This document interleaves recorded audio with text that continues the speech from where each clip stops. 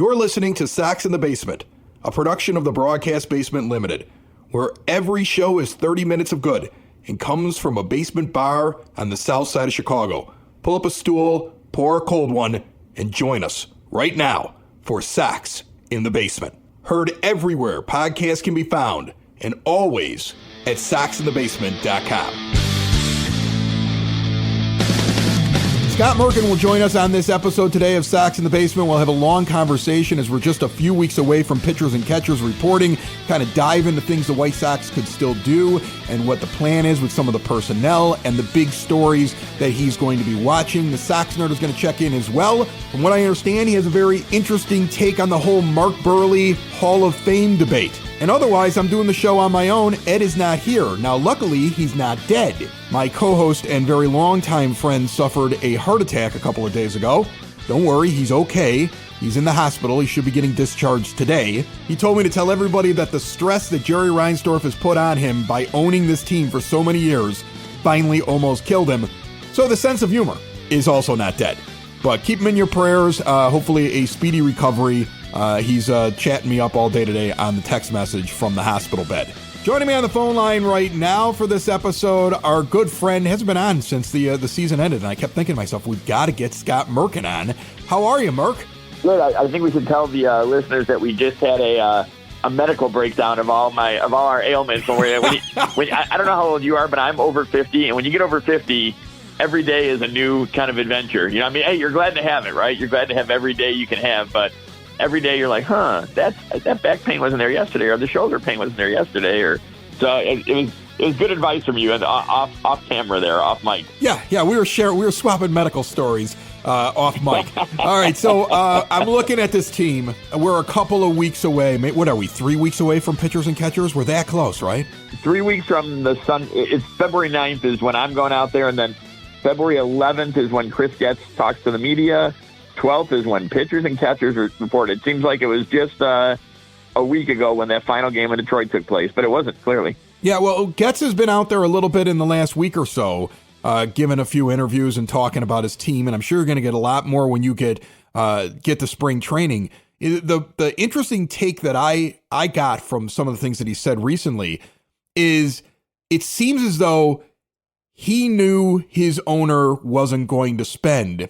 And maybe the past regime was always just hopeful they were going to get a little bit more than what they were going to get from ownership. He seems to have a very good grasp on this is all I'm going to get. So I'm going to invest my time and the money I get into bringing in new front office personnel, changing the international setup when it comes to scouting and how they're going to go out in the international free agency. You know, I think they're building a facility down in the Dominican. Like he seems to be focusing on the infrastructure because it wouldn't make sense to try to go out and spend a ton of money if the owner isn't fully committed. Is that what you're getting as well? I would say that, Rick and Kenny certainly were not oblivious to what, Jerry gives them a budget.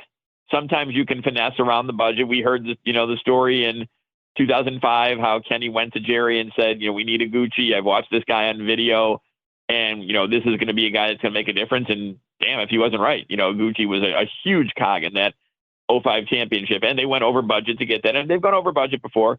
I think this time, just with the last 2 years coming off COVID in 2020, they just weren't spending this time around, and Chris knew that. And I'm not sure if the infrastructure was a byproduct of that. I mean, they're in a rebuild, whether they said it from the beginning or not. They are in, now they've kind of, claimed that they're in a rebuild. You don't trade away a 25-year-old pitcher who is going to be one of the best starters in baseball as long as he stays healthy. Absolutely. I have no doubt that Garrett Crochet will be consistently one of the best starters for 4 prospects if you're not in a rebuild, right? I mean, that you don't trade away Dylan Cease for, a couple prospects if you're not in a rebuild. It's all a process. I like what Chris is doing in terms of the front office people he's brought in. Will Venable, I think, was their number one guy to take over as manager from Pedro Grifol and then Grady Sizemore, who's still on staff. And, they've improved the infrastructure across the board, which I think they believe will help them develop some of these young players they have in there. But I'm not sure that, Chris was more aware than Rick or Kenny. I just think that this time the budget was going to be lower and they had to operate accordingly, to go with that. You mentioned Grady Sizemore. You're around the team all the time covering them for MLB.com. You've been doing it for decades. How surprised were you? Were you surprised at all that a guy who was the interim manager for the last couple months was kept on staff. That's very unique, isn't it? Very interesting overall in that Grady Sizemore was the interim manager. And from what I understand, and, Chris really hasn't specified like any kind of final list or anything, but was in very serious consideration for the managerial job. Phil Nevin, also in, strong consideration for the managerial job, and Sergio Santos, who interviewed for the managerial job. All three have positions in the organization. Phil is a special assistant, going to work on the minor league and major league side. Sergio has moved up to AAA manager after winning the Southern League title with AA, and then Grady is the offensive coordinator, which, everyone who's seen the title has, probably even Grady has said, they're going to run the option or they're going to run the pistol or whatever, offensive coordinator. Get it? You fouls it football. I got it. We'll see. We'll see what that title exactly plays out in when we talk to him and when it gets to spring training and we can see, his bit. But I do know that players loved him last year.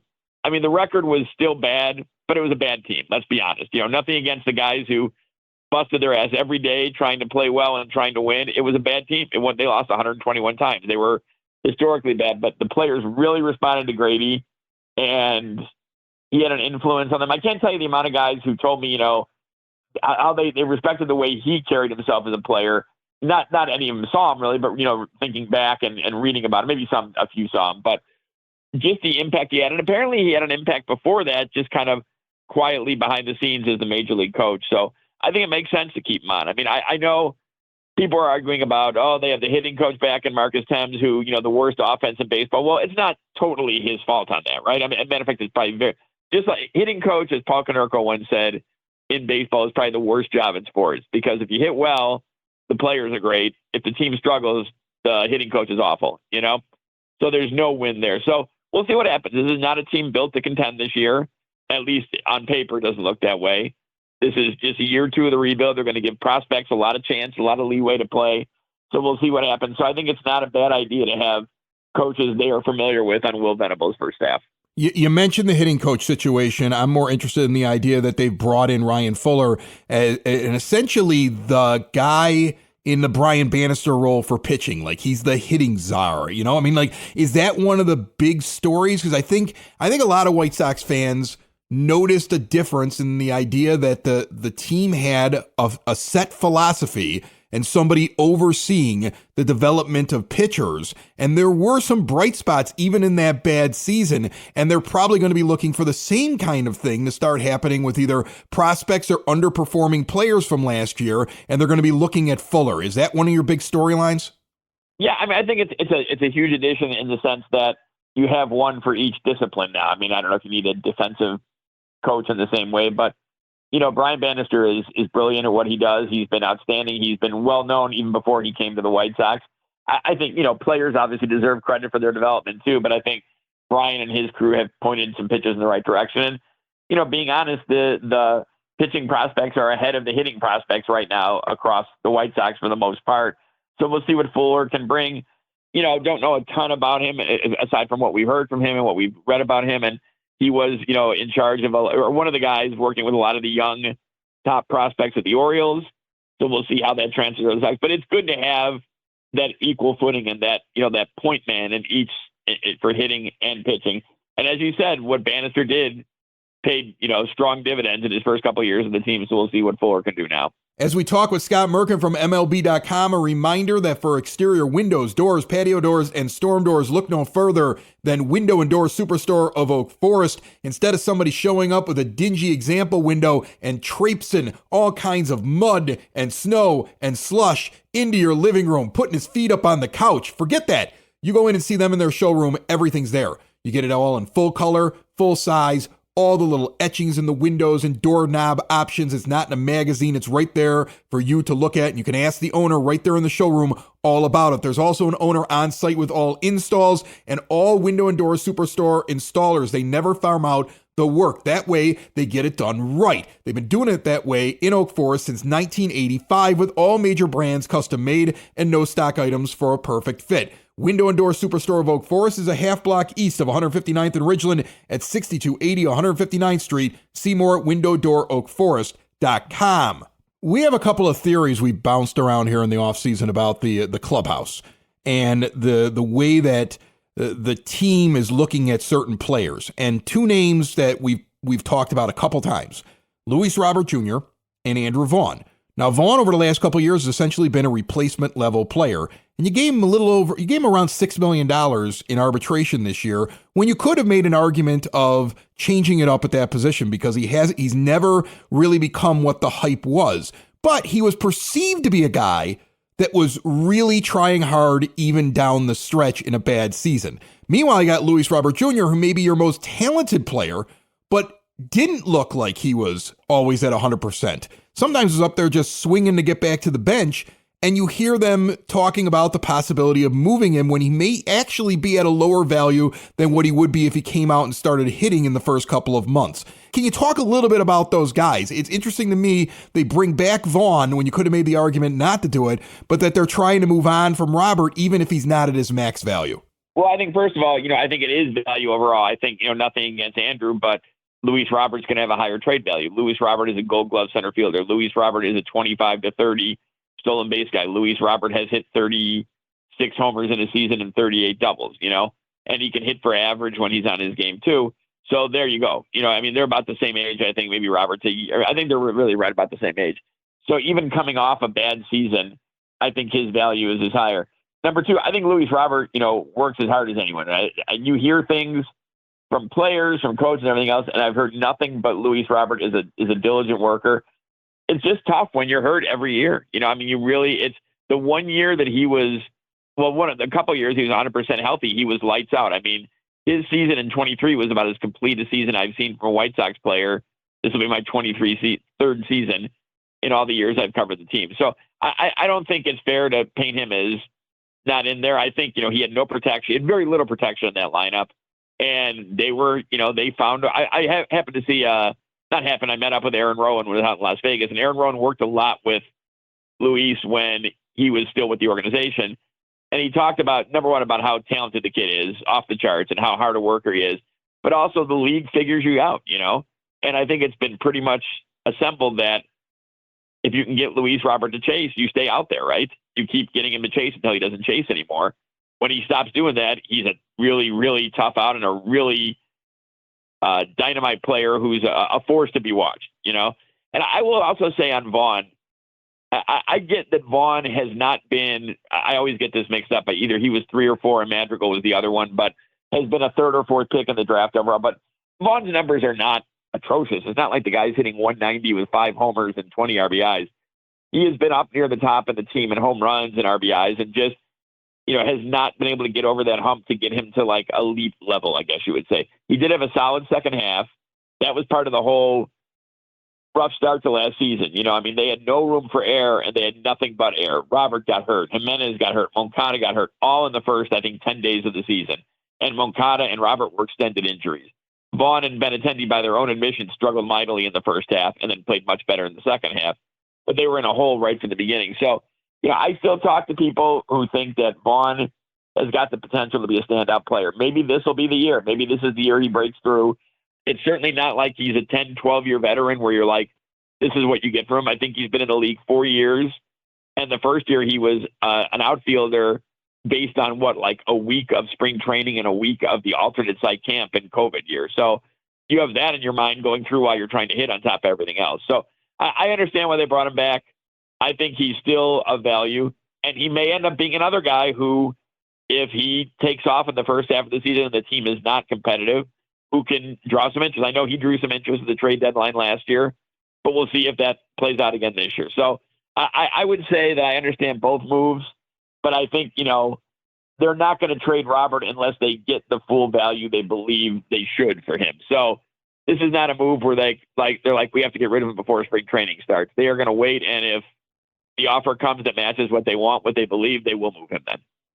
The infield's a little cluttered. I don't know how exciting all the players are in it, but they've got a lot of them. Miguel Vargas, Brian Ramos, Andrew Vaughn, Lenyn Sosa, Brooks Baldwin. Colson Montgomery has been hyped a little bit by the general manager, is going to probably get a shot here in spring training. You just picked up Josh Rojas. Chase Mydroth was picked up, and Chris Guest recently talked about what a talented player he is, and he's a hard out, and he's going to have an opportunity. And I know I'm probably missing 3 or 4 more. They don't have a lot of room. So do you think this is going to be open competition, or do you think the team already knows who those four main infielders are?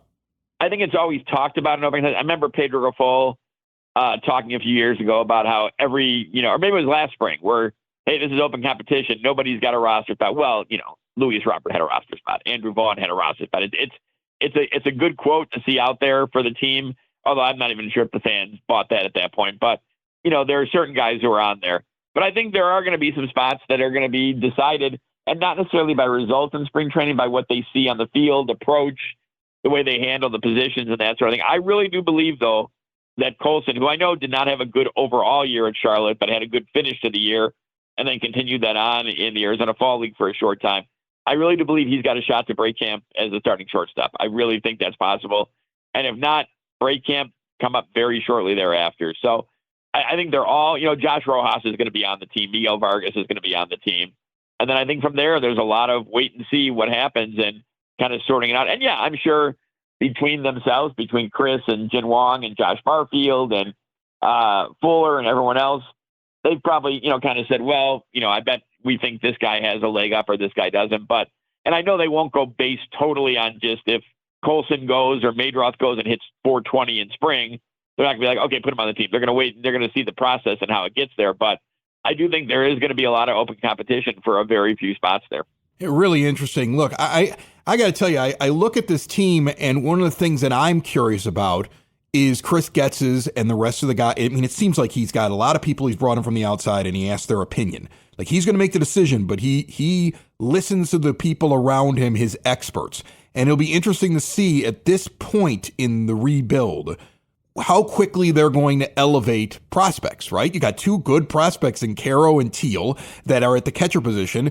Do one of them even have a chance to break camp, or will they hold them down? Like, how do you see it happening? Is this going to be, if a guy impresses right now who's sitting at that AAA level, can he actually make the team coming out of camp, or are we going to see this more of a midseason trickling out of prospects that we've been reading about?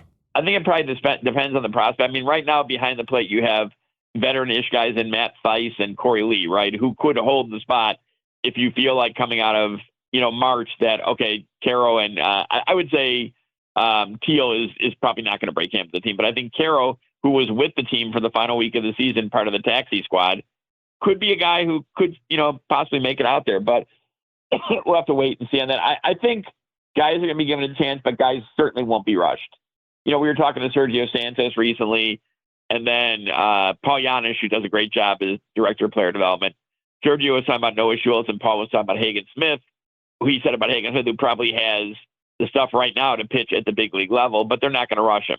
And the same with Noah Schultz, who, again, has got to get his probably pitch total up a little bit. He was basically pitching a college Friday night starter schedule last year, right, where he pitched a certain amount of hitters, a certain amount of innings, a certain amount of pitches, and that was it, no matter what inning it was. And they usually try to keep about 4 innings. So you see him build up. But what's the point of rushing, especially if you don't believe that this year, 2025 is going to be a prime contending year, which does not appear to be. But with that said, I would not be surprised to see both of them at some point pitch in the majors this year. So it's kind of a balance. I think it just depends on the guy and the fit and what they've done and, where they're at in terms of preparation, and more so than anything else, how they'll handle failure once they get to the big level, because that's obviously a big part of your major league career. Mark, before I let you go, I got to ask you what you think it's going to be like at Camelback Ranch here in a couple of weeks, because the Dodgers crowd will probably be a little bit different than the White Sox crowd out there. Yeah, I was talking to some other media members, and if Sasaki does sign there, then, there could be anywhere from like 100 to 200 reporters there every day for, maybe not every day, but quite a few days. And there may be about 4 or 5 on the Sox side there, and that's not even taking a shot at the Sox. They're just in different positions, right? The Dodgers are the defending World Series champions. Their 8th guy in the lineup would probably be the star of 15 to 20 teams in baseball. And the Sox are a team that's rebuilding, and they hope to be at that level maybe in 2 years, where people will come to see them too. It's not like they're not going to go see the Sox. I'm just saying on a regular basis with that kind of star power, that place could be loaded on the other side of Camelback Ranch. So should make for some interesting crossover games at Camelback Ranch as well. You think Getz is going to add any other guys? Is there a position that you're looking at? You're like, maybe they'll still, because I feel like there's still one or two, and nothing big, just filling in and getting more like replacement level or veteran players that to kind of fill in around the young guys until they're ready.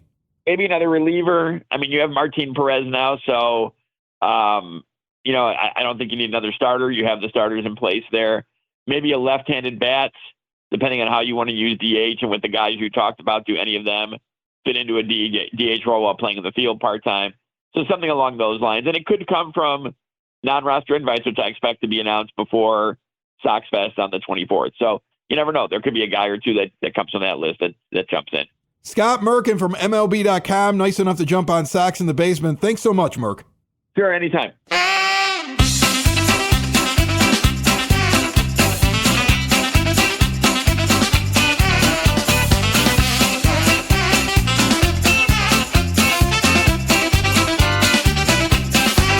Joining me on the phone line right now, the Sox Nerd. He puts up all the tidbits on the scoreboard at the rate. He is very soon going to be back to work and preparing for the season. Dave Marin is on the line with us right now, brought to you by the Village of Lamont. Want to experience a downtown with real history, great eats and drinks, and green spaces filled with adventure? Visit the Village of Lamont. Shop, dine, drink, explore, and see everything they have going on this weekend and beyond at lamontdowntown.com. Nerd, what do you got for me? Chris, when we chat next week, we will know who the next members of the Hall of Fame are. The Baseball Writers Association will reveal their latest class on Tuesday. My guess is first-timer Ichiro Suzuki is voted in unanimously, while Billy Wagner, CC Sabathia, another first-timer, and ex-Sox outfielder Andrew Jones will get the necessary 75% of the vote to get in. Speaking of former Sox players, this is Mark Buehrle's fifth year on the ballot. He started strong by earning 11% of the vote in 2021, then dropped to 5.8%, then rose to 10.8% in 2023 before dipping to 8.3% last year. It's really difficult for legacy White Sox players to be voted into the Hall of Fame. Only two, Frank Thomas and Jim Thome, were elected on the sacred first ballot. Even Carlton Fisk, one of the greatest catchers of all time, had to wait a year before getting the call. The rest, like Appling, Aparicio, Baines, Fox, and Minoso, had to wait or were elected by the Veterans Committee. That's probably where Buehrle is headed. Is he a Hall of Famer? Not in a Tom Seaver or Randy Johnson sense, but there are many categories, stats, and achievements where Buehrle is right there with or better than some Hall of Famers. I mean, Nolan Ryan never pitched a perfect game or won a Gold Glove. Ferguson Jenkins never won a World Series. But there is a clause in the Hall's voting rules that speaks to the player Buehrle was. After the on-the-field language, the clause says, quote, voting shall be based upon the player's integrity, sportsmanship, character, and contributions to the teams on which he played. If that doesn't say Mark Buehrle Hall of Famer, I don't know what does. Best case scenario for Buehrle is that his vote total goes up to increase his visibility and his totals rise over the next few years. This is the path Dawson, Raines, Rice, and Larry Walker took to Cooperstown. This will also help his chances in his post-Writers Hall of Fame career. Worst case scenario for Buehrle is that he does not receive the necessary 5% to stay on the ballot, and we don't hear from him again. Speaking of getting dropped, I'm still irked that Paul Konerko only garnered 2.5% of the vote in 2020, his only year on the ballot. The fact that A.J. Pierzynski, who is fifth all-time among catchers with 1,991 hits, only got 2 votes in 2022 is also a head-scratcher. Before I get to my zinger, I remind you that gems like these and long-form pieces are on my blog, which you can link to at soxinthebasement.com. Not a zinger, but a tribute this week. Longtime Brewers broadcaster Bob Uecker passed Thursday. His skill as a play-by-play announcer, coupled with his knowledge of the game, storytelling ability, and most of all, his sense of humor, made him the best radio announcer in Major League history. He was so important to the Brewers and to Milwaukee. It's kind of like what Harry Carey was to the Sox in the 1970s without the bombast. Stretch that impact over 6 decades, and that's what Uecker meant to the Brewers and Milwaukee. My wife and I met him once at the park in a more nerve than brains moment. This was 2018, and Bob was making a rare appearance on the road to honor the retiring Hawk Harrelson. Following the quick pictures, I said, quote, have fun with Hawk today. His response, I thought it was Andre Dawson. It was so Uecker. We thought we were getting our own private joke, but I see Scott Merkin of WhiteSox.com posted a similar story. Let's just say we heard that crack first. That's it, Chris. probably more than you wanted to know about the Hall of Fame, good old number 56, Paulie, and the legend of Bob Uecker. Thank you, Nerd. And that pretty much is going to wrap up the show. I want to get into what Merk talked about a little bit right now, and then we're going to save it really for discussion when Ed gets back in here, because I know he really wants to be back on the show by the next episode. And the latest update I got is that he's doing well and should be out of the hospital here by the time that the show is airing. So what did I glean off of what Scott Merkin said? What I got was that Andrew Vaughn's your first baseman, Miguel Vargas is making the team, and so is Josh Rojas, and Colson Montgomery, if he doesn't break camp, likely going to be there at the beginning of the season early on. That's the infield. That means anybody else trying to break in there has to be like the fifth infielder, or has to be somebody that's like the super utility guy, or has to move somebody into a DH role sometimes, and sometimes they're in a DH role. And you think about all those names, Mydroth and Sosa and Ramos, like there's going to be a lot of guys trying to get in there, but the smart money, unless somebody steals a job, is on those names that he mentioned. And I also got a little bit of hope, at least based upon what he knows about the clubhouse, that Luis Robert Jr. is going to come out and be good Luis Robert Jr. to start the year, which probably is going to get him traded by the deadline. And for some reason, the COVID years are still hurting the White Sox as a business. I don't know if you noticed that, but they may not be spending because of that still. So small businesses like restaurants and Jerry Reinsdorf, they're all hurting the same, I guess. I'm not blaming Merk for that. If he's hearing something and he's relaying it, it isn't him that's making that excuse. Somebody on the team must be making that excuse to the pool reporters. Get well soon, Ed. I can't wait to talk to you about this stuff on the next episode of Sox in the Basement. Sox in the basement. Sox in the basement. Sox in the basement. Sox in the Basement. Heard everywhere podcasts can be found, and always on soxinthebasement.com.